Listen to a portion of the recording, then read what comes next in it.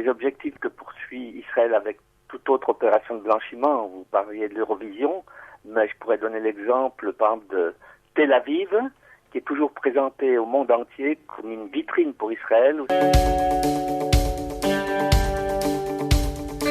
Nous avons eu un bon accueil. Les gens sont surpris sur le moment. Ils pensent qu'on va leur donner le programme du Tour de France et après on discute. C'est un peu drôle l'approche, mais c'était très bien. Les policiers qui viennent s'interposer entre nous et la caméra qui filmait. On voit bien que les policiers, ils avaient des ordres. Hier, lors de notre rassemblement, on avait 80 personnes qui sont venues, des personnes un peu de tous les âges, et certaines sont venues avec leurs enfants.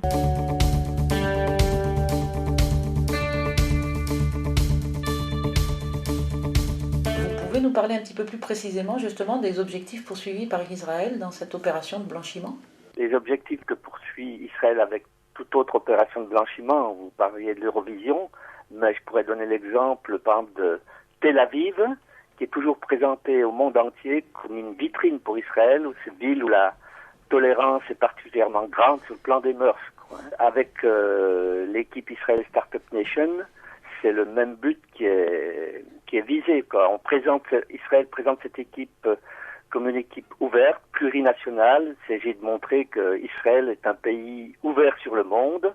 Et ils ont même le culot d'aller se produire dans des pays arabes pour montrer que cette ouverture s'étend aussi aux Arabes. Disons que tout ça, c'est pour cacher une réalité qui est moins avantageuse pour Israël, c'est ce que vivent les Palestiniens. Les Palestiniens ne bénéficient pas de tous les droits dont bénéficient les Juifs israéliens. Il y a donc bien deux poids, deux mesures. Voilà.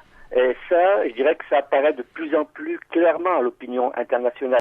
Et donc, avec l'opération Israel Startup Nation, il s'agit de redresser l'image de marque d'Israël qui est de plus en plus dégradée dans le monde. L'action Tour de France, elle s'inscrit tout à fait dans cette perspective. Il s'agit de montrer la réalité de ce que vivent les Palestiniens par rapport à Israël. Nous, il s'agit de saisir un petit peu cette occasion pour montrer ce que c'est que la réalité d'Israël.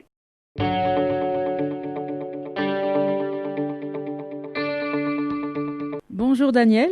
Bonjour. Vous êtes à La Rochelle, en Charente-Maritime. Vous avez fait plusieurs distributions de tracts et notamment à la journée de la Confédération paysanne où votre groupe local tenait un stand. Nous avons eu un bon accueil. Les gens sont surpris sur le moment. Ils pensent qu'on va leur donner le programme du Tour de France et après on discute. C'est un peu drôle l'approche, mais c'était très bien. Ça vous a permis quand même de bien expliquer le contexte. Et d'expliquer quand même le contexte, à partir aussi de l'exemple du coureur cycliste amputé.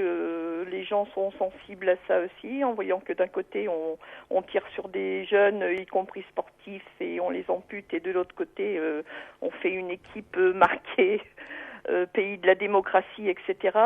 Ça choque, quoi. Le samedi 5, nous avons distribué des tracts avec SOS Palestine et des groupes divers d'amis de la Palestine sur La Rochelle, où il y a eu un très bon accueil avec des gens qui ont embrassé le drapeau palestinien. Hier, c'était la grande action. On a réussi, à force de rappel et tout, les uns et les autres, à mobiliser une 50aine de personnes. On avait des amis de la FPS Vendée aussi, qui par connaissance étaient venus là et qui ont participé aussi. Nous avons eu des couturières très actives et nous avons fait un très grand drapeau palestinien de 4 mètres sur 3 et nous avions une grande banderole BDS avec une multitude de drapeaux palestiniens. Et nous avons choisi un des points culminants de La Rochelle, totalement dégagé au niveau arbre puisque c'était sur un pont qui enjambe une voie ferrée. Nous voulions être vus à la fois de l'hélicoptère mais vus aussi par toutes les personnes susceptibles de regarder par leurs fenêtres ou les passants, par les coureurs aussi, par la caravane et surtout par la presse. Israël, apartheid nation!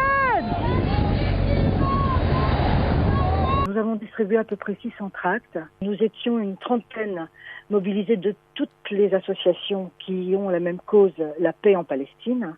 La FPS, BDS, le collectif Rochelet pour la Palestine. C'est SOS Palestine La Rochelle qui a coordonné cette fois. Et nous travaillons essentiellement et souvent ensemble. Nous avons été même salués et applaudis par les gens dans les voitures les gens de la caravane par la police et la gendarmerie. Vous avez été applaudi par la police et la gendarmerie? Ils nous ont levé le pouce. Ah. Ils nous connaissent, ils nous voient souvent. Beaucoup de camarades communistes étaient présents et ont choisi notre emplacement pour venir soutenir aussi. Nous étions plus d'une 50aine à faire bloc. Et comment la France peut fermer les yeux et comment le Tour de France et les organisateurs peuvent se laisser acheter, parce que nous savons qu'il a fait la même chose en Italie l'an dernier et nous savons, ce cher milliardaire israélo-canadien le dit très clairement et sans se cacher, il veut gagner le Tour de France l'an prochain. On envoie surtout largement l'information pour que les gens puissent suivre et faire suivre à leurs amis l'émission TV Tour de France Hold Up Nation à SPS, largement, que ça soit beaucoup diffusé. Bonjour Yves. Bonjour. Vous étiez sur l'étape Pau la Reims, l'étape 9 du Tour de France. On avait une partie dès le départ, notre partie sur le circuit. À un moment donné, nous avions un panneau écrit en occitan. Il y a un petit film d'ailleurs qui montre les policiers qui viennent s'interposer entre nous et la caméra qui filmait. On voit bien que les policiers, ils avaient des ordres. On distribue à Pau un petit journal depuis bientôt 10 ans, 4 pages. Celui du mois de juillet avait une page réservée au Tour de France lui-même, quoi. Et on a refait la même chose sur le journal du mois d'août. Tous les députés, tous les sénateurs, le président du conseil départemental le reçoivent chaque mois depuis maintenant 10 ans. On a un tract qui est suivi depuis le début. Et on l'a distribué, je pense qu'on en a distribué plus de 1200, je crois. On a été dans les marchés, enfin dans 2 marchés en particulier. En fait, le plus gros du travail que vous avez fait à propos du Tour de France, c'est plutôt en amont que le jour même. C'était en amont, oui. En plus, nous avons été invités à un meeting politique à Emmaüs. Nous avait réservé une table. On était les seuls invités à avoir une table. Et là aussi, nous avons pu beaucoup discuter avec les gens. On a recherché quelle était l'origine d'Emmaüs. Et Emmaüs, c'était un village palestinien. 35 kilomètres de Jérusalem, mais palestinien. Et ce village a été vidé de ses habitants dès le premier jour de la guerre des 6 jours en 67 et détruit quelques jours plus tard. Et nous, on a fait un très gros travail là-dessus. On est allé le présenter à Emmaüs. Emmaüs ne connaissait pas du tout l'histoire. Le patron nous a demandé de lui organiser un déplacement en Palestine pour connaître le village d'Emmaüs. Notre partenariat date de 10 ans maintenant. Comme nous savons que l'équipe ISN sera présente à la Vuelta et qu'elle passera tout près de chez nous, on pourra peut-être faire quelque chose avec les Espagnols.